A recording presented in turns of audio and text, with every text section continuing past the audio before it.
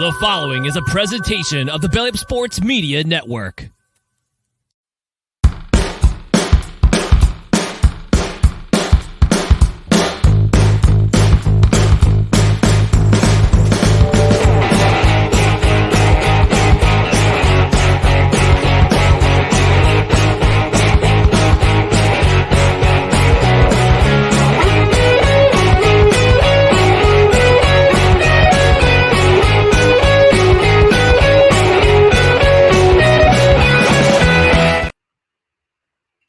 We're rocking and we're rolling, we're grooving on till the break of dawn. Wiggy, wiggy, wiggy, scratch. I'm so white. Welcome, everyone, to No Credentials Required, where you don't need a press pass and talk sports. We are presented by Belly Up Sports in association with Godzilla Media. My name is Brent McCarthy. I'm one of your hosts, and to my right is a man who is on the mend. He's feeling much, much better than he was on Saturday when he had to tough it through for the Saturday brunch, but he's back here tonight. So I want to present Dustin Henry. Dustin, how are we doing tonight, bud? Back and as average as ever. It was the healing power of football that got me through this, though. Healing power of football, everybody. And I'm sure my voice, as you can tell, still a little different. And I'm sure there's people out there that are watching or listening on the myriad of platforms that are available for this show that once I get back to my normal voice, they're going to be like, oh, he sounds annoying now. I liked it. I liked it better when he was sick.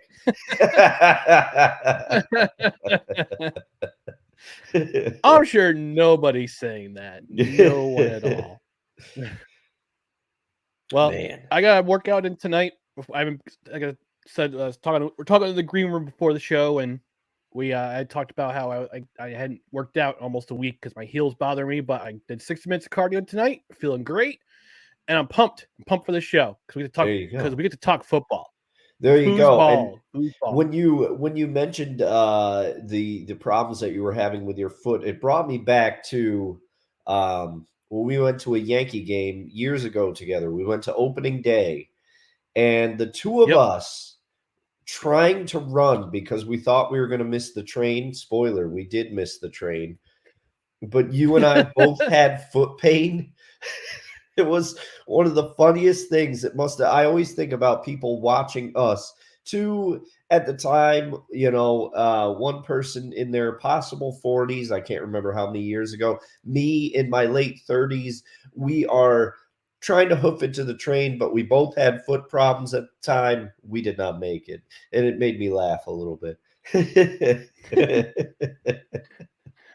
Well, we're gonna talk about people who do run. Yes, and rather well in a different sport. Yes, like some like gazelles, some like curvy unicorns. So we'll get to that and more in just a moment. Before we go on, we just want to remind you about our social media channels, which are right down here below on Twitter, Instagram, and the now it's scarcely used again, TikTok. It's at NoCredsREQ. Facebook.com/NoCredsREQ. YouTube.com/@NoCredsREQ. If you're watching on replay the next day on Rumble, thank you for joining us on the Belly Up Sports YouTube channel. Thank you for joining us. We want to remind you to please kindly like, comment, share, and subscribe to all of our social channels below. Actually, Dustin, big news. We're up to 346 subscribers on YouTube. So we need 4 to get to the magic 350. Man. We got to put a chef icon up there once we get there. Come on, help us get there. We need to get the Loch Ness Monster in here once we hit 350. And you know what? On the podcast. Go ahead. You know what? Screw it. I'm putting it out there. We tried to do it last year. We're doing it again this year. We are reinstating the Drive for 5. Can you help us get to 500 before 4th of July? That's right. We're doing it a little different. I'm throwing 4th of July out there. Woo! Let's go. Let's go. On the podcast side, you can subscribe to the podcast on a myriad of podcast platforms, including Apple Podcasts, Spotify, Spreaker, the soon-to-be departed Google Play, wherever you podcast. Rate and review. Please leave us a 5-star rating. That would be awesome. And if you're on a platform where you can, please leave a review. We might even read it on the air. And since this is a live show, on Tuesdays at 8 p.m. Eastern and Saturdays at 10 a.m. Eastern. We want you to engage with the show. We've got a couple of comments already. Dr. Lady Esquire says, Ryan is so white. I would agree. She also says 3 weeks from catchers and pitchers reporting. I know she's a big baseball fan, so thanks for being with us, Dr. Lady. But yes, please engage with the show. We want your comments, whether it be live here or on the replay. We want you to engage with us. And Dustin, I know this sound made you feel better, but this sound can only do so much more fortification for your immune system. You gotta play it.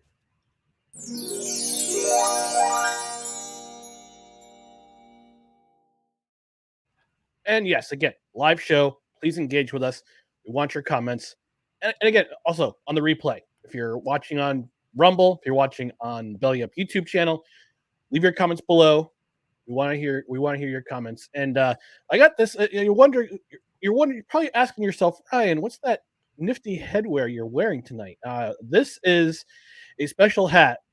That's made from the guys at Craft Brewed Sports, who, like I said last week, unfortunately, they lost a member of the team. Caesar passed away unexpectedly. They're selling these hats, and the proceeds for these hats go to Caesar's family. They want to help out as much as they can. So I went up getting a hat from their store, and the proceeds from this hat, again, they go to Caesar's family. They want to help the best they can. They love their guy, love their co-host, and yeah, support their family. So I'll drop the link on the YouTube channel. That way you can go ahead and even if you didn't know Caesar, get this hat. He loved what's called rope hats, where they have the rope right here on the hat. And I'm wearing it tonight. I told guys at Craft Brewed Sports, I got it in the mail today. I'm gonna wear it on the show tonight, and that's what I'm doing. It's going to a good cause. So I'll drop the link in the YouTube channel when I get the chance, and supports a good cause. So we're going to get to it, and we're going to talk about the recap. We're going to recap the NFL Divisional round. We're going to start on Saturday afternoon between the Houston Texans and the Baltimore Ravens. And Dustin, I didn't watch much of this game. I won't lie, because I was covering went to the Firewolves game. Unfortunately, they lost their first game of the season on Saturday night, and I watched one drive. Okay. I watched one drive. It was a drive that put the Ravens up 10-3 in the second quarter. But I want to get your impressions about this game, Dustin. What's some of the impressions you had taking away from this particular game? Well, this game, first of all, I thought that in the first half, at least to my eyes, both teams, to my recollection, they came out and they traded field goals to start. Yep. And then the Ravens scored a touchdown. And then after that, the Texans scored a surprising special teams touchdown that I think kind of put the Ravens on guard a little bit. They were a little tight, and I thought they were feeling the pressure. And they went into the locker room at half, tied at 10, and I'm thinking to myself, are the Texans going to pull this out? But make no mistake, the Texans defense held the Texans in the game as long as it could. But whatever John Harbaugh said to the Ravens at their halftime locker room break must have worked, because then the Ravens came out and they started clicking, and you could tell that they relaxed. And we know what Lamar Jackson can do.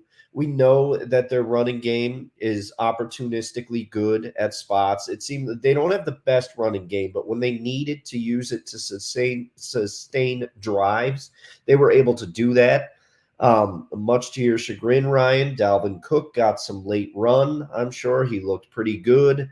Considering the layoffs, he got a 19-yard long run. They put him in at fullback for one play, so I thought they were going to go back to the drawing board. When you put him in at fullback, you got to figure he's going to be involved in something later, but that never materialized. But I have to say, this game more than anything proved to me how good the Baltimore Ravens defense is.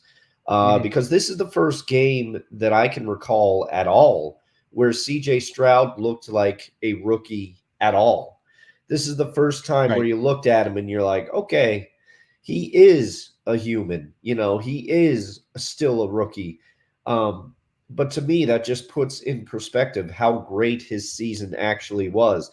And the announcing team for the game actually made a to me funny comment that just illustrates CJ Stroud's mindset.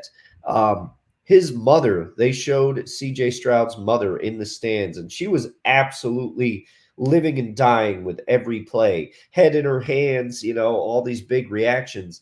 And he actually looked up and he found her in the stands and he mouthed to her, "I love you. It's okay." Like he was a cool customer.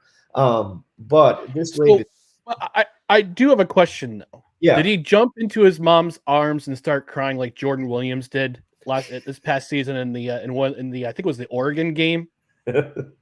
No, he did Okay. not do that. Thank you. Good. He Okay, good. I would have lost respect for him if he did. But yeah, no, go ahead. he Continue. did do that.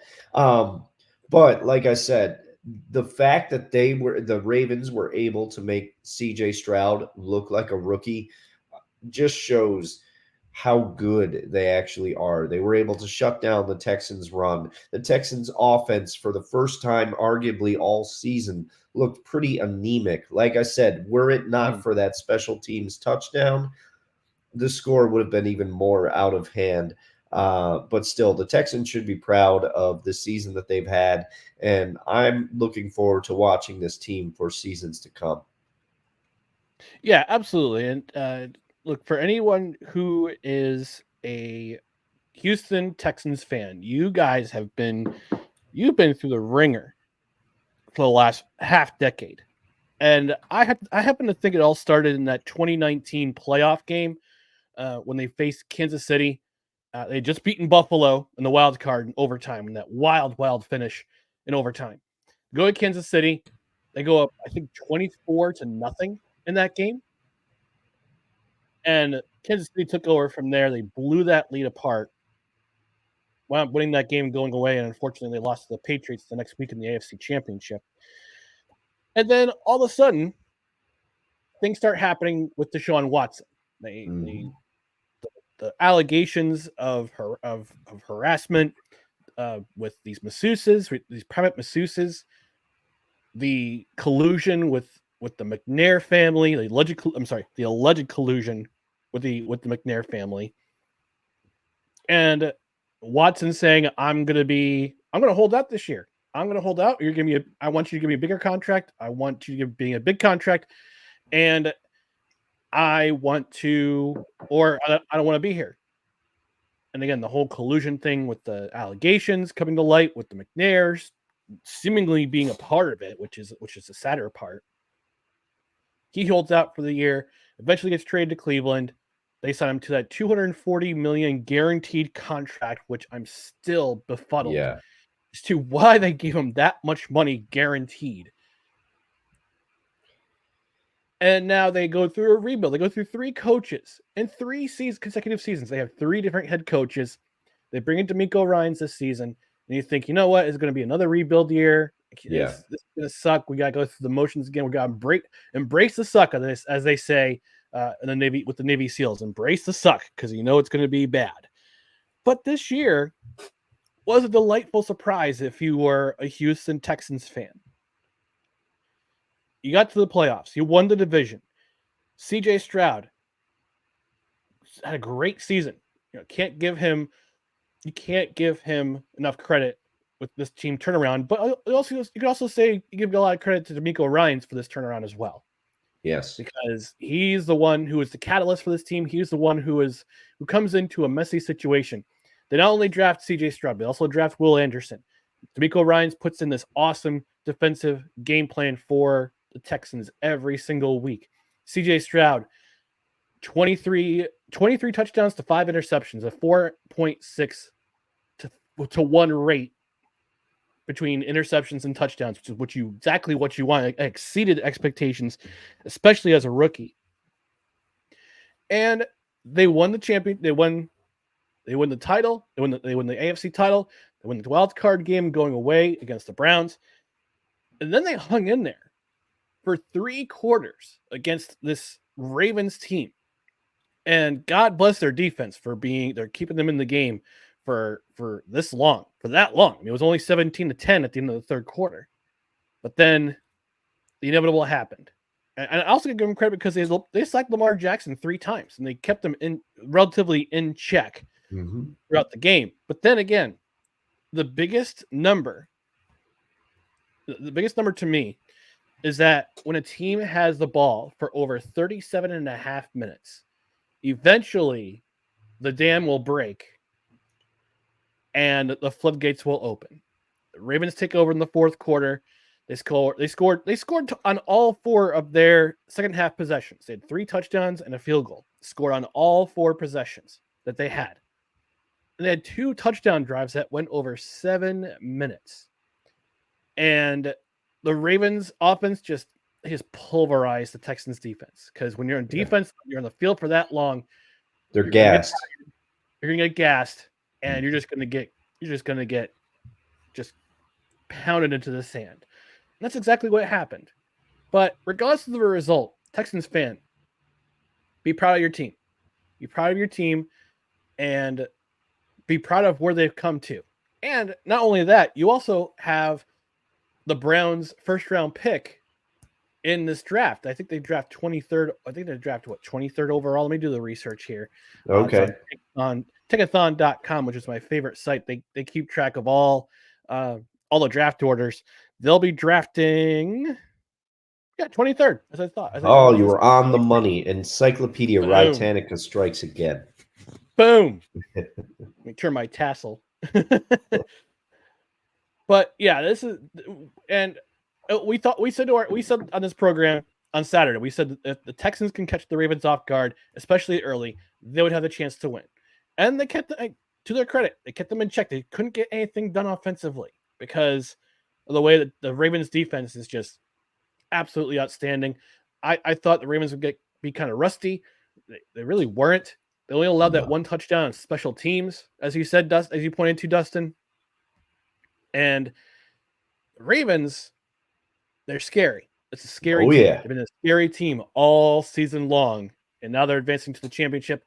And from what I understand, this is the first time that Baltimore has hosted an AFC championship game since the Colts were there in 1971. Wow. That's the last time a Baltimore team has hosted an AFC championship, a conference championship, and the Ravens are going to do it next Sunday at M&T Bank Stadium. It's going to be a loud house there. It's going to be a loud house down there. Yeah, and I cannot wait for this game, but we will discuss that on Saturday. And we'll find out who they'll be playing in the AFC championship game in just a little while. Yes. But we need to get to the next game of the evening. The nightcap of the divisional round. That was Green Bay Packers and the San Francisco 49ers. I'll lead off with this one. I didn't catch much of this game until I got home from the Firewolves game. But when I got home, I was surprised to see the result in kind of a way. In a way, I was kind of rooting for the Packers because I wanted to see the number 7 seed keep going. Let's see. Everybody loves an underdog story. And anyway, Packers, just like Texans fan, Packers fan, be proud of this team. Be proud of how they played. Be proud of how they got themselves together offensively and defensively to get to this point. But they forced Brock Purdy to look ordinary. He looked ordinary. Looking from the highlights, he looked ordinary the entire game. And watching from, I think, the end of the third quarter on, I'm going, what is going on with Brock Purdy? Now, I don't know if it was the weather or it was the fact that he was missing Deebo Samuel. I guess he got hurt. I believe he got hurt in the first quarter. And I believe he's questionable for Sunday's game. But other guys filled in. Juwan Jennings, he filled in pretty nicely. Had some nice catches down the stretch. They relied on Christian McCaffrey. You run the ball. You run the ball when you have to. And then, but you can say that this is the first time we've seen the 49ers have some real adversity this season, especially this late in the game where they're down, down 4 points. And they had that stat that Kyle Shanahan teams who are behind by more than Yes. 3 points entering the fourth quarter of lifetime. They're 0-30. Yep. But then you saw Anders Carlson missed that field goal, would have put Green Bay up by 7 with 6 minutes and change. And then Purdy leads this team on a 12-play drive. They just eat the clock, short passes, runs by Christian McCaffrey. Purdy escapes a sack, gets a couple of yards, more short passes, big throws when he need them. And then eventually was capped off by that 6-yard touchdown run by Christian McCaffrey with just over a minute left. And the Niners defense, they played uncharacteristically suspect football. Gave up some big plays, especially on the scoring side. Gave them some big chunk plays to the Packers. Gave up some big runs at that 53-yard run by Aaron Jones. Deep, and that was deep in Packers territory too. Their punter had pinned the Packers inside their own 10. And then Aaron Jones rips off a huge run, which to that point would have set up the gate with like a field goal that would have put them up 7. Unfortunately, Carlson misses. 49ers respond. Packers get the ball back to do something with it, and you kind of see Jordan Love doing something special, but Niners get the turnover when they need it with that after that desperation pass by Jordan Love. And I looked at the replay, I'm going, there's a receiver right there in the middle, and there's a receiver. They have a check down back right there. Aaron Jones is right there. They have their timeouts, and unfortunately, just got desperate, threw it cross body. Kinlaw picks off the pass, wastes time off the clock, and then it's fait accompli. Niners move on to the championship. Yeah, and that to me sums up just how good the Niners are. And there must have been something about this game. No shade to your team, Dave, if you're watching. But I was very sick on Saturday, and I ended up dozing off during this game. So I did not see a lot of this game as well. But the Packers had to play very well and catch the Niners sleeping, and they did that. They did that to some degree. They not the way that they pounced on the Cowboys, but they definitely surprised the San Francisco 49ers. But the Niners were able to win the game because of the talent that they have. Brock Purdy, I've seen a lot of his play, and this is no slight against Brock Purdy. I've seen a lot of his play being that he shares the NFC West with my beloved Seahawks. And he does, as good as he has been, the reason that there are people that are not ready to fully anoint him as a star quarterback is because he has these games where he disappears. And then you remember that he is younger still, and he's still developing. But this 49ers team has the feel to me to go back to the other team that we just talked about, the Ravens. The 49ers team has this feel of the 2000 Ravens team to me a little bit. A lot of stars on offense, great defense, and a quarterback that is not going to lose the game for you. And that is not a shot at Brock Purdy. It's just how I see it. And that blueprint did well for that team. And I think it could potentially do very well for this team. Now, the Packers, they got a lot to hang their hat on this season. They did a great job, but Jordan Love had to play a mistake-free game, and unfortunately, he did the one thing you cannot do with that ill-advised crossbody throw, especially against the defense the caliber of the 49ers. Even when they're playing a down game, you can't give them opportunities like that. But Jordan Love had to be perfect for the Packers to win. The 49ers, on the other hand, have the luxury of being able to have pretty much a dud game from their quarterback. But the key about Purdy in that game is he put together a sustained drive to eat the clock when the Niners needed it. So on they advance. Congratulations to the 49ers. Congratulations to the Packers on a great season. I also am excited for this game next week. These wild card games overall were so much better than last weekend. They must have heard us talking, Absolutely. Ryan, and they must have Yeah. said, we got to do something about this. Yeah, right. We got to make sure that everything is on the level for week 2. Yeah, this was an interesting game for sure. Catching the highlights, looking at the stats. I mean, it's a pretty evenly matched game, but it was just I think part of it was the weather, part of it was the rustiness, and part of it was the fact that this Packers team, again, Packers fan, be proud of this team. And Dave and our friend Dave said it himself that he really didn't expect them to go this far this year. He thought it would be kind of a rebuild year, and he was pleasantly surprised that they got this far. He wanted to see and we saw him in the chat on the other day on the brunch. He said, "I want a Packers Lions NFC Championship." Well, we got one half of that. Spoiler alert. We'll get to that. We'll get to that game. We'll talk about that game next.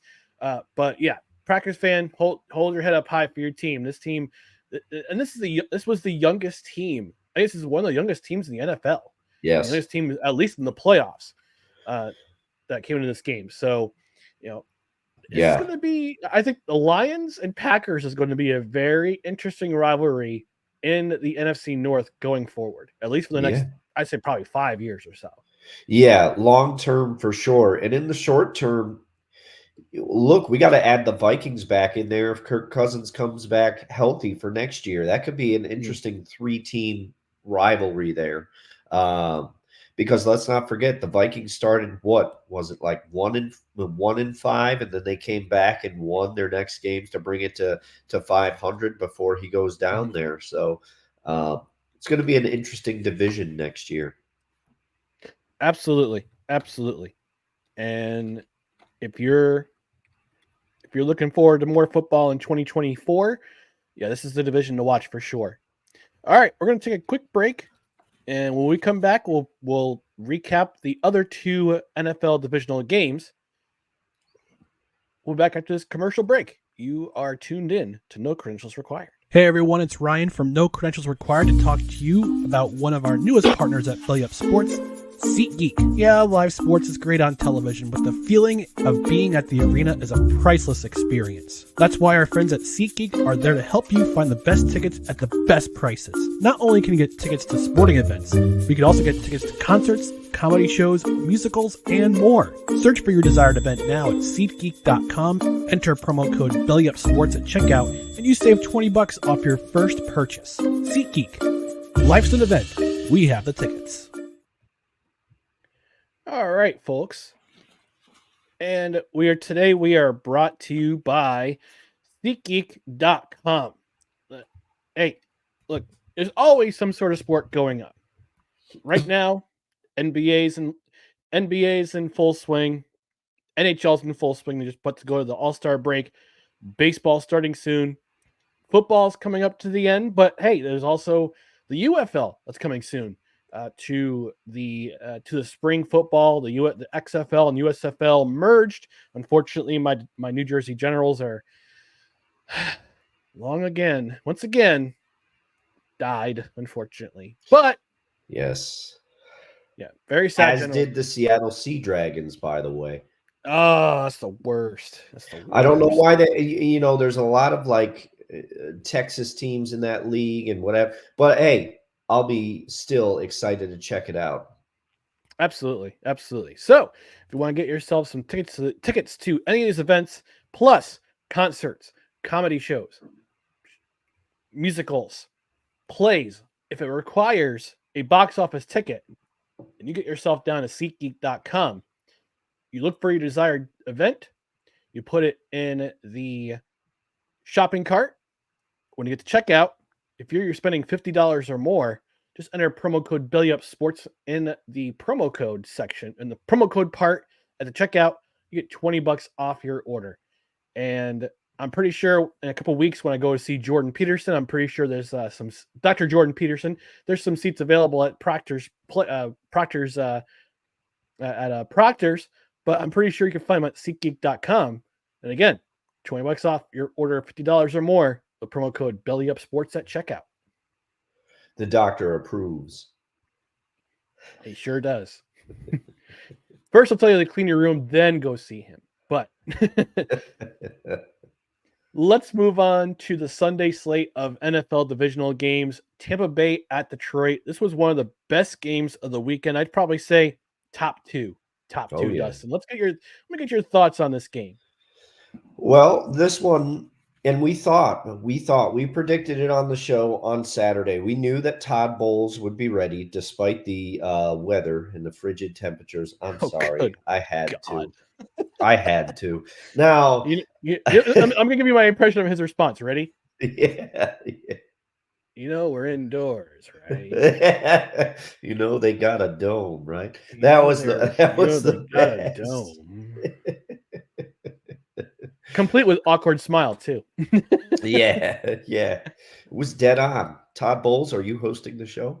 But anyway, I will say this had the feel of, it's the classic game you want. It's the back and forth game. The Lions did what the Lions have been doing all season. Their two-headed running attack, once again, was effective. I think they totaled for 114 yards. Jared Goff threw 2 touchdowns, and this is key. Little foreshadowing, he did not turn the ball over. But the Bucks did have a game plan for Jared Goff, and they were confusing the Lions a little bit in the beginning. They were keeping the game close. The teams were trading punches. I thought the Bucks played a little conservative to my mind early in the game. They were not throwing deep shots to their receivers, which to me is the strong point of the Tampa Bay Bucks. And then when they finally decided to take deep shots down the field, it worked. Mike Evans got to do what he does. There were deep shots to Chris Godwin. Rashad White, once again, I feel like we ring his bell every week. He did enough and was effective enough. But what is key to me in this game is that Baker, he played another great game. He was in it to win it. He's had a great season, but he threw 2 interceptions at the worst possible times. One on the final drive of the game, and the other one very early in the game, which allowed Detroit to take early momentum in the beginning of the game. Because the momentum shifts in this one, you could feel it. There were times where Tampa Bay silenced the crowd in Detroit, but the Lions, Dan Campbell had said at the half, I think coming out of the half, he said, we got to make a couple stops. We got to make some plays and we'll get the momentum right back. And the Lions did. This was a great game to watch. Yeah. Who knew that Sunday's games were going to be the best games? We did. We did. This was a punch for punch game, and I enjoyed every single minute of it. And I got to point to this clown show tweet from Barstool Sports. They put up a tweet earlier that day. I think it was right as the game was starting. And the tweet reads, watching Baker versus Goff before Mahomes versus Allen. And they played a short clip of Aaron Eckhart as Harvey Dent in the Black Knight, where he says, it's always darkest before the dawn. As if to say, Mahomes versus Allen is the dawn. No, this is football. This is real football. This is smash mouth, punch you in the face. I'll punch you right back. Football, the way it's meant to be. And I love this game. Absolutely love this game. Because, let's give full credit to the Buccaneers. And again, another fan base that should hold their heads high for their fan base, the Buccaneers. We didn't know who they're going to be this season. But, and I give crap to Todd Bowles on the show. I've always said that he's a better coordinator than he is a head coach. I think he's starting to feel himself a little bit as a head coach. And he's proven it this season, especially down the stretch.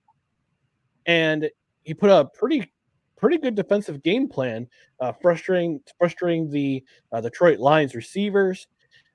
Baker Mayfield, man, Baker Mayfield, he's balling out. I call him bulletin board Baker on Saturday morning, Yeah. and he was showing it. He was showing it. He matching touchdown for touchdown, and he kept this offense in the game. I believe he had over 300 yards passing in this game. Again, like he had last week against the Eagles. Yes, he did. Yeah. And he kept the Buccaneers in this game. He did what he had to keep them in this game. However, it's just really too bad that the offense had that 3-and-out before Detroit had scored that touchdown to take the lead in the fourth quarter. Lions defense did what they had to do, force a 3-and-out. Offense goes down and score a touchdown. And it's just too bad that they took the lead permanently because Baker, he answered right back with a TD of their own. But I was a little confused by the decision to go for 2. I figured they'd just go for the extra point, get the ball back, try to tie the score. But I think they wanted to take that 2-point conversion so they could get that game-winning touchdown and win the game outright. So I was a little confused by that opportunity, that chance to try and tie the score. And the defense did what they had to do, got the offense the ball back, and then Baker throws that interception. And it was that's all she wrote. That's all she wrote. So I'm curious to see what happens in the offseason for the Buccaneers, because you have two big decisions you're going to make. First off, do you run it back with Baker?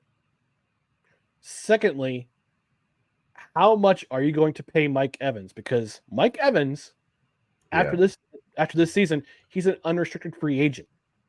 He can go he's going to get himself paid. He's going to reset the market for wide receivers in this league. So the Buccaneers had those 2 questions to answer. And according to Tankathon.com, they are picking 26th in the draft. So it's a little far down. Can they pick up somebody can they pick up a replacement wide receiver? Do they trade up in the draft? Do they take a wide receiver, or do they take a quarterback? So I don't know. If it were up to me, if I'm the general manager, I run it back with Baker. Yes. Try to see what I can do to accommodate Mike Evans as much as I possibly can, because he's in his 30s. He has a Super Bowl ring. He's been in the playoffs a few times in his career. He knows how to win. Baker is starting to show that I'm still an NFL quarterback. I'm not going to Canada. I'm not going to the Arena League. I'm staying right here in the NFL. And and I think he fits with that. His personality fits with that Buccaneers team. Yes. I think Baker has found a home. He's certainly done enough to where I would sign him to a deal. He's done enough to where he's going to command some more money as well. So that's what's going to be tough. They signed him with the expectation of him being a bridge quarterback, and he has been a lot more than that. Mike Evans, I just looked up his age, real-time research. He is 30 on the nose. I thought that he was a touch older than that because it seems like he's been around forever. But I don't know. I think if I were the GM of the Bucs, I would try to sign him to a 2 to 3 year deal, but I think he's going to command more than that. So that's where I think it could get a little sticky for the Bucs. But to me, he is their number 1 option, even though they have Chris Godwin, who seems to be all the way back from his injury now. It took him a little bit, but he has reemerged.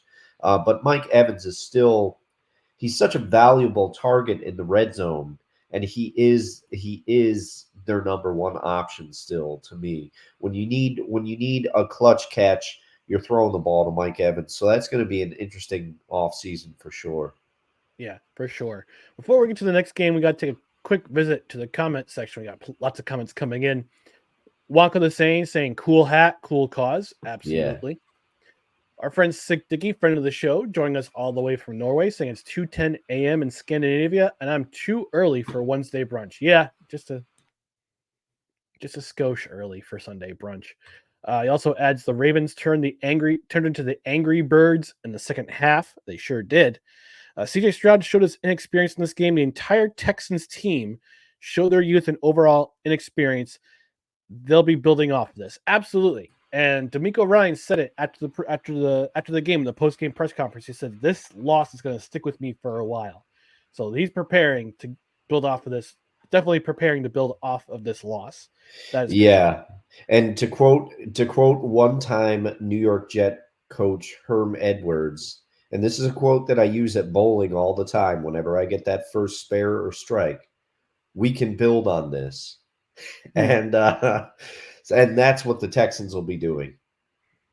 He also says, don't forget about the questionable trades the Texans made as well. Yeah, they made some questionable trades, prior to this whole thing. Prior to this year, they made some interesting trades.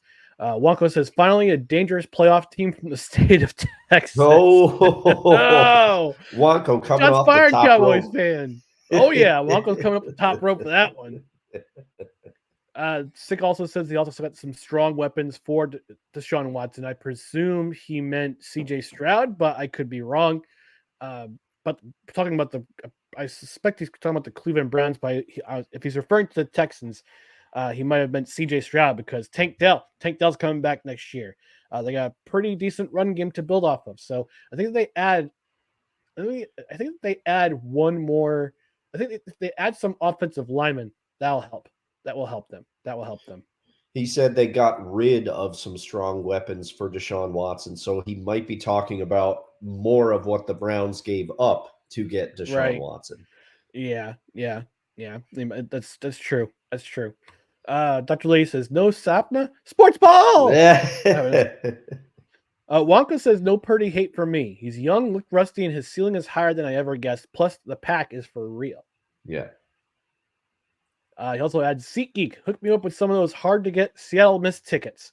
I had to look up who the Seattle Mist was, and apparently the Seattle Mist were a team in the Legends Football League that was founded as part of the Lingerie Bowls expansion into a full-fledged league in 2009. So they were part of the LFL,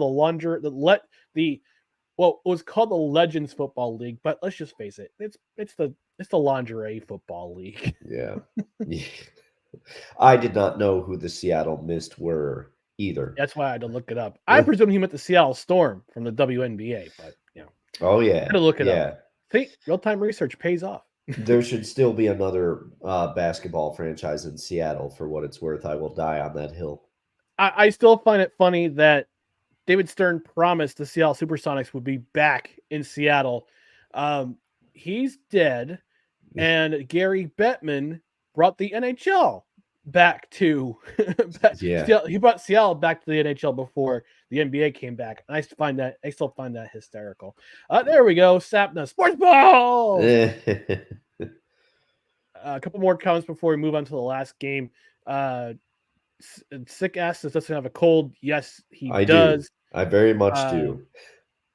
Dr. Lady says the games were scheduled in the right order. Each one was more exciting than the one before. Absolutely. Amen to that. I agree with you, Dr. Lady, and I love your name. It's the best. The comma Esquire puts it, it's that chef's kiss right on top of it. and Sick wanted to clarify, says, no, I meant prior to the Watson trade to Cleveland, the Texans had made some questionable trades that left him without some key weapons. Okay. Gotcha. Thank you. We were both wrong. Yeah, we were both very, very wrong. All right. The final game of the divisional round, Kansas City at Buffalo, arguably the game of the week, although I would have to say Tampa Bay and Detroit was the game of the week myself. I'll lead off with this one. Bills fan wanted every bit of this game. They wanted the Chiefs in their backyard, but unfortunately for the Bills and for Bills fan, it's just more heartbreak for them. Entertaining first half. Love the energy that Jason Kelce brought. Jason Kelce is now my spirit animal. I want to be like him when I grow up. Now, there's a couple of things the Bills did that left me really, really confused. A couple of them were in special teams. The first one, why did they abandon the game? Why did they abandon the run game in the fourth quarter? It just seemed like they reverted back to when Ken Dorsey was the offensive coordinator. And Josh Allen was either they were using design runs for Josh Allen, or he was scrambling for his life, getting out of the pocket, trying to get a first down or trying to get positive yardage. Because he led the guess what he did in this game? He led the Bills in rushing. he was basically their running game once again.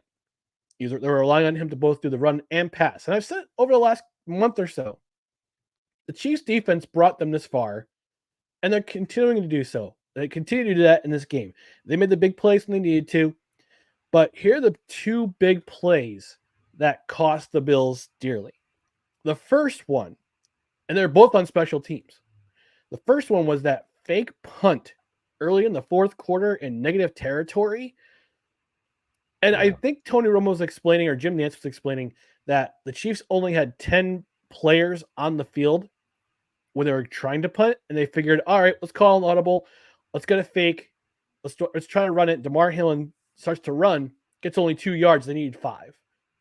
Now, it led to what would have been basically a game-sealing touchdown, but the Chiefs fumbled the ball out of bounds. A nice heads-up play by the Bills' defense, and it causes the turnover. The ball goes out of the end zone. It's touchback. Bills get the ball back. Kind of play back and forth, and Bills get the ball back, and they drive the field. They have a really long drive. I believe it was a 12-play drive, trying to win the game. Couldn't get a first down. Again, Chiefs defense, to their credit, Steve Spagnuolo drawing up all those defensive plays, trying to limit Josh Allen. And then it comes to the field goal by Tyler Bass that gave me Scott Norwood vibes. If anyone remembers Super Bowl 25, Scott Norwood, wide right. That brought me back. On the unfortunate side, it brought me back. And I got to say, the Bills fans who are on social media, shame on you. Shame on you for forcing. Tyler Bass had to go off of social media after that game because of so many threats, so much vitriol coming his way. It forced him off social media. And that kind of brought me back to 2004. I'm a big CFL fan, a big Canadian Football League fan. There was a kicker by the name of Paul McCallum who missed a field goal. He missed a field goal that would have put up the Saskatchewan Roughriders in the West Final. And basically what happened was that the Roughriders fans found his house, not only threw eggs at his house, but also dumped manure on his lawn. Yeah. That's how much they hated the fact that he missed the field goal. Now, unlike Scott Norwood, who was embraced by the city of Buffalo and loved and encouraged, and we saw it in the Four Falls of Buffalo. He tells a story about how the city of Buffalo just embraced him, absolutely embraced him after that. Even though he missed that field goal, they said, "Yay, great season! Regardless, we got to the Super Bowl." I get the pain of another playoff loss to the Chiefs, but that's no way to treat a member of your community after a playoff loss. Like, I get it. I'm a Jets fan. I know pain. I'm numb to it at this point. But that's no way to treat a player after this type of game. And shame. It's for shame. That's all I gotta say about that. Yeah. There's no need for that. Be passionate about your team, but don't do that. There's no room for that. When people cross that certain line, it's not, these are people's lives. Don't mess with them like that. Anytime it's you hear stories like this in sports. You know what happened to Bill Buckner after that ball went between his legs? He had to leave Boston because of similar stuff. Don't do this. Don't do this. Yeah. But I have to say, this game was a very entertaining game. And this game also had the energy of a boxing match, but it was a little bit of a different energy. And I'm showing my bias here. I wanted to see the Buffalo Bills advance. I was rooting for Buffalo in this game. Okay. Mm-hmm. We try not to be biased when we're covering, if it comes to the Seahawks, for me, I'm biased. When it comes to the Jets, for Ryan, he's biased. But for the rest of the league, we try to remain neutral as possible. But in this game, I wanted Buffalo to advance. Nothing against the Chiefs, but I wanted Buffalo to advance. But the whole time, even when the Buffalo Bills would do a long drive and sustain, like an 8-minute drive and they'd score, the Chiefs would take the ball and score in 3 minutes. And I just felt like the Bills were on a tightrope that was getting ever thinner. I just felt like the Chiefs, for whatever reason, we brought it up last weekend about the problems that the Chiefs offense had. And on the strength of their defense with Steve Spagnuolo, the offense did stumble a little bit, the Chiefs offense, but then they found themselves again. It was a couple key things. Isaiah Pacheco was able to run well again, angry and well. Clyde Edwards-Helaire, there was even a Clyde Edwards-Helaire sighting, so the running game got going. He had a great run. But also, Travis Kelce scores 2 touchdowns in this game. Patrick Mahomes finds his number 1 target again. Also, the Kansas City receivers, with the exception of that Mecole Hardman fumble in the end zone, they did not have the drops that plagued them the last few games. Sky Moore made some key catches. Marquez Valdez-Scantling made a couple key catches that kind of atones for that Monday night drop against the Eagles.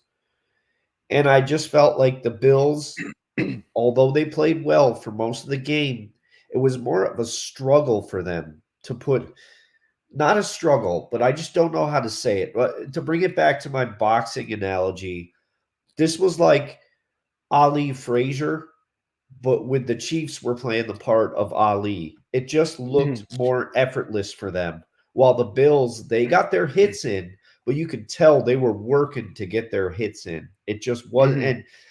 And as you alluded to, I think they put too much, whether it was Josh Allen's own decision or they reverted back a little bit. They put too much on Josh Allen this game. They wanted him to do too much, and they kind of got away from what their game plan had been and their method for success leading into this game. And even I said, when they kicked that, when poor Bass missed that field goal, I said in my house to no one, did it have to be wide right again? That's, it's just gut-wrenching. Yeah, when Bass kicked that field goal, and I at first I couldn't tell if the wind had taken it because there was a pretty strong wind in that stadium in that game. And I texted my brothers. We text about during football games, and I said, did the wind take that, or was that just a shank? And my brother Jim just says it was a shank. And yeah, I looked at the replay. There wasn't really a whole lot of wind. And it was just a really bad shank. And as soon as I see that field goal, as soon as I sees it go sailing to the right, I went, whoa! Like I just said like that. My sister could hear me. She goes, what? Yeah. Like, the Bills just lost the game. And she's like, oh no. I'm like, yeah. Yeah. And this is where, I mean, hats off to the Kansas City Chiefs. You got to take your hats off to them. They are advancing to their 6th straight AFC Championship game. Yeah. That is mind-boggling. I did not realize that it had been that many. 6 straight. And that's where the difference came into this game. They have the experience. They've been there before, and you can tell. You can tell they know how to handle these situations. Like I said, both teams threw punches, both teams scored, but it just looked easier for the Chiefs at points. It looked easier. Yeah. And one more thought about this game before we move on to our last topic. We'll spend a short time on that. And this is within the last probably 20 minutes. We decided to go to talk about this topic as well. All I can say is that in Travis Kelce's suite, we saw America's Sweetheart. We also saw Taylor Swift in there. But Does America's sweetheart was he shirtless and crushing beers? Yes, he was. Yeah. Before we talk about our last topic of the evening, which again we just went over this, but within the last half hour, we decided to talk about it shortly before we close the show. Sick Diggy from Norway says, "God bedring / get well soon, Dustin." He also says, as far as Josh Allen goes, once again the Madden curse strikes and claims its latest victim. Insert evil Ted DiBiase laugh. I can't do the Ted DiBiase laugh. Neither can I, but it's one of the greatest laughs of all time. Love the $1 Million Man. Money, money, money, money. Our friend, and I'll get the PSA. Wise El Jefe, friend of the show, says, "Hello, gentlemen. Hello, Wise, and we have to play that. We got to play it. We got to play the PSA." As soon as I found it, here it is. The following is a public service announcement from Wise El Jefe. Boston. This has been a public service announcement from Wise El Jefe. I always love that. Wise has what is akin to his own entrance music on our show. I know, right? Your Uncle Al says, "Wide right." Yeah. Yep, again. Yeah. Dr. Lady Tyra Bass's missed field goal tournament to Lance Bass. Whoa! Oh, man. Oh. Man. Dr. Lady off the top rope, man. No, I refuse to let that Lance Bass slander stand. I would say it turned him into Joey Fatone. No. Enter the fat one. Get the reference. Let me know in the chat if you know the reference. Enter the fat one. Your Uncle Al says, if it wasn't just the Bass kick, it was the end result of missed opportunities. Absolutely, positively agree. Absolutely, positively agree. Six says, in the realm of soccer, the late Colombian defender Andres Escobar comes to mind. He was killed allegedly for the own goal he scored in the '94 World Cup against the U.S. I remember that. Yes. I remember that like it was yesterday. It was sad. Yeah, very sad and sick. I imagine you've probably seen it, but if you haven't seen it, there's a very good 30 for 30 documentary about that called The Two Escobars. Check it out if you haven't. Yep. One Pablo, one Andreas. He also goes on to say, on the lighter side, a certain phrase comes to mind from Ace Ventura, Pet Detective, laces in! Finkel is Einhorn. Einhorn is Finkel. Uncle Al says, Dustin Henry playing through pain. Absolutely. That's right. and Wise, I watched the show just so you play the PSA. Hey, we'll take the view no matter how we get it. One more comment. Sick Diggy says Jason Kelsey is a self-professed Neanderthal. That's why he's so lovable. Absolutely. That's why he's my spirit animal. He's my spirit animal. That's I want to be him when I grow up. And he was rocking the Russell Athletic sweatpants too. I mean, come on. Yeah. Crushing beers, shirtless, very inspired by Bert Kreischer. All right. Yeah.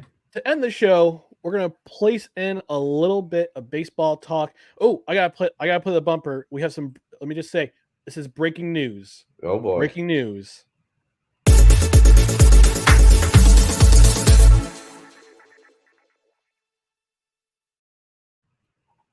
I want to do this. It reminds me of Sprockets from Saturday Night Live when I played that music.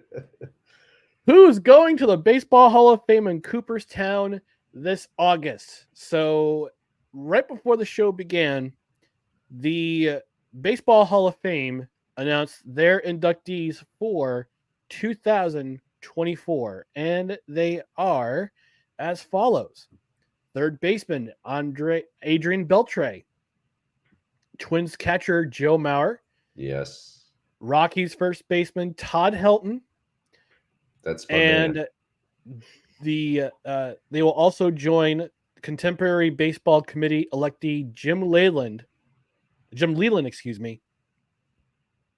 on July 21st in Cooperstown, New York. So congratulations to all four of those men. Congratulations. You'll be going to the Hall of Fame. Dr. Lady says, I could see Beltre, but didn't see Mauer or Helton. This was Helton's sixth time being on the ballot. I believe this was Joe Mauer's first time on the ballot. And if you know anything about Joe Mauer, those iconic sideburns. But Besides that, he was one of the best hitting catchers of our generation. Yes. Got moved to first base later in his career.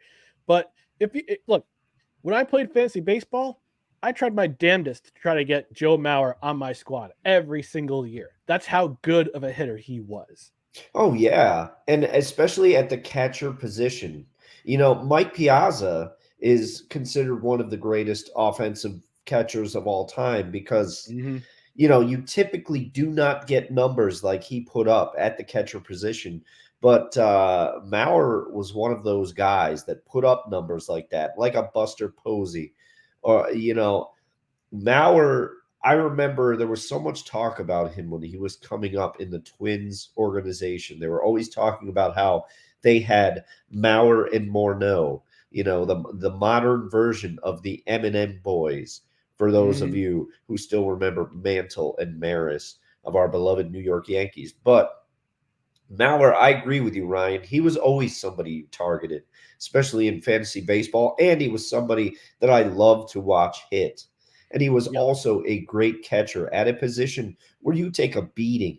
And he moved to first base to prolong his career, which a lot of catchers have done.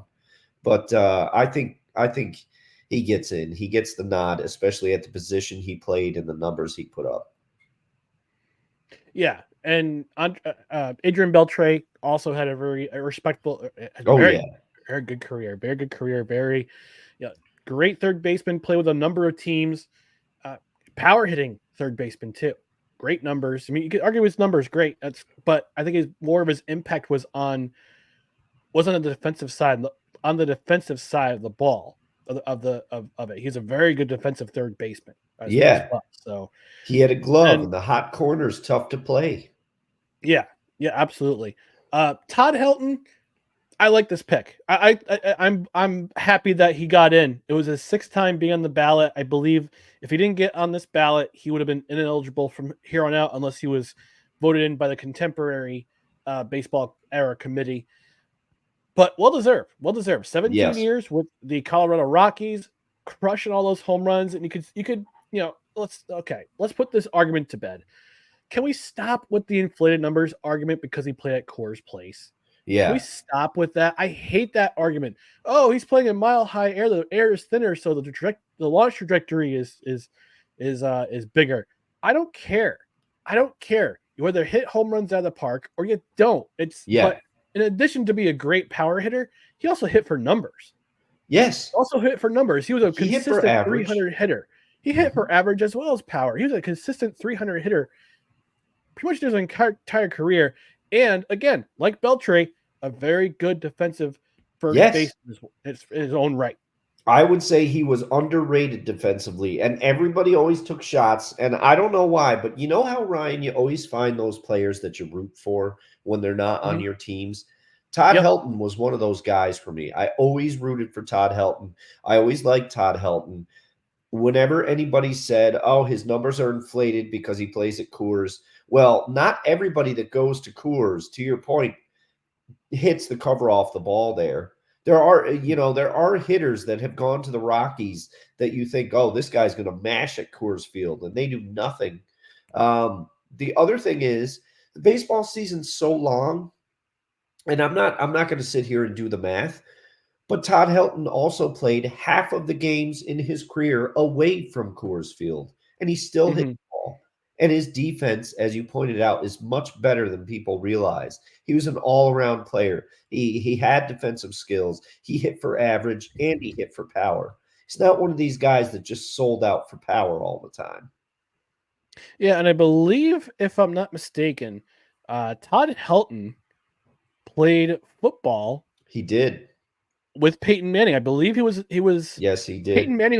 Peyton Manning was actually Todd Helton's backup at the University of Tennessee for a very brief time. Yeah, that is correct. And then Jim Leland, who was elected as the Contemporary Baseball Committee electee, legendary manager with the Pirates, the Marlins, and I believe the Tigers. The Tigers, yes. The Tigers. Couldn't take the Pirates to the World Series, but went up winning a World Series with the Marlins in 1997. took the Tigers to the World Series in 2006. So legendary manager into the Hall of Fame. Congratulations to him as well. I don't really have a whole lot of memories about Jim Leyland, other than the fact that he was just there, like Dusty Baker. He was just there and like Sparky Anderson, like all those managers. He just seemed to be a mainstay in the managerial realm. In our particular generation, it's just like every I think for a good 25 years, it was Jim Leyland at the bench, somewhere in Major League Baseball. Yeah, that cigar smoking SOB Jim Leyland. Now, Every so often you see him take a drag in the dugout. yeah, he also, he just looked like an old school baseball guy. He's not one of these guys that's going to be like, oh, let me go to the analytics on this one. No, he's going to trust his gut. And a lot of times he made the right decisions. His career speaks for itself. But I, like you, I don't have a lot of Jim Leyland memories. I just remember him always being there and being a decent, a very good manager from what I understand. Yep. But he just had that old school feel.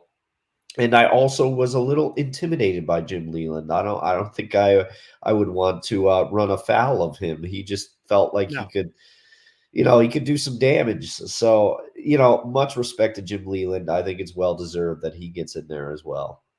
Yeah, and the fact that he's the type of old school manager, had the duster, the mustache, and taking drags in the dugout from a dart in the dugout, underground dart in the dugout. Congratulations, Jim Leyland. Well deserved. And he helped the Team USA win the 2017 World Baseball Classic. He was manager of that team. It was a very good team too. Wound up absolutely beating the snot out of the Dominican Republic in the championship game. So, great for him. Great career. I didn't realize this. He's 79 years young. Oh, wow. I think he'll be 80 years old when he gets on the day of the induction. So, all right, I'll take perfect. one more trip to the comment section. Wonko says, baseball, that's the one with the sticks, but not the ice dancing, right? Yes. It's not Blades of Glory. You won't see you got Blades. It's not Blades of Glory. Dr. Lady says it was Mauer's first time on the ballot. Yep, it was. Sick to get with a commercial. Breaking news is brought to you by Jersey Devil Hot Sauce. The hot sauce all the way out of hell. Proudly endorsed by Mayor of Knoxville County, Tennessee. And that mayor happens to be former wrestler Kane. Yes, Glenn Jacobs. Glenn Jacobs. Yes, thank you. I was trying to remember his name. No real-time research needed for that one. That was always right here in the dome. Right. Dr. Lady says Mike Piazza is the greatest hitting catcher of all time. I would argue power hitter. Not so much for average, but power. Yeah, you could say Mauer is the best average hitting. Johnny Bench in there, Yep. even though by all accounts Johnny Bench kind of a POS, but he's great. I, as a Yankee fan, I wonder what would have happened if Thurman Munson's career wasn't unfortunately cut short. Yeah, that's true. Your Uncle Al saying still waiting on Gary Sanchez. He's going to put it together in the minor leagues. Dr. Lady says let catchers block the plate again. I agree. She also says my childhood best friend uncle is Todd Helton. That's awesome. I may be reaching out for an autograph. Uncle Al says Leland has looked 80 years old for 40 years. He kind of has. That's why I wouldn't mess with him. That's why I wouldn't mess with him. It's like when I was watching a Football Life a while back, and they showed this picture of Mike Ditka, and I'm like, oh, he looks like he's probably 35 there. He was like 22 years old. Yeah. The last two comments of the night before we get out of here. Wonko says Wonko's sports ball hierarchy: NFL, college football and basketball, the NBA, the Olympics, the Seattle Mist, and stickballs. I suspect that stickballs means baseball, maybe hockey. I don't know. I'm guessing. And then Sick asks, speaking of Mike Piazza, would Roger Clemens bury the hatchet if it meant getting inducted into the Hall of Fame? Probably. I don't know. Roger's one of those. He strikes me as a type of person that would hold a grudge for a long time, even if he was wrong. Maybe it's true. All right, we're going to get out of here. So before we do, we just want to remind you about our social media channels right down here below: Twitter, Instagram, and TikTok. That would be at NoCredsREQ, Facebook.com/NoCredsREQ, YouTube.com/at NoCredsREQ. If you're watching on Rumble or on Belly Up Sports YouTube the next day, we appreciate you stopping by. And also, I just want to remind you to please like, comment, share, and subscribe if you're watching on replay. And again, to all of our social media channels right down here below. On the podcast side, subscribe to the podcast on Apple Podcasts, Spotify, Spreaker. I'll have to replace Google Play because I'll be dearly departed very, very soon. Wherever you podcast, rate and review. Leave a 5-star review. Leave a 5-star rating. And if you're on a platform where you can review, we'll even read it on the air. Thank you for tuning in to this edition of No Credentials Required, where you don't need a press pass to talk sports. We're presented by Belly Up Sports in association with Godzilla Media. For my co-host Dustin Henry, I'm Ryan McCarthy. We'll be back on Saturday morning for the Saturday morning brunch. So stop on then stop by then. Oh my gosh, I can't talk. Stop by then, 10 a.m. Eastern to the Saturday brunch edition. Until then, we'll talk to you soon. See you Saturday. Good night, everybody.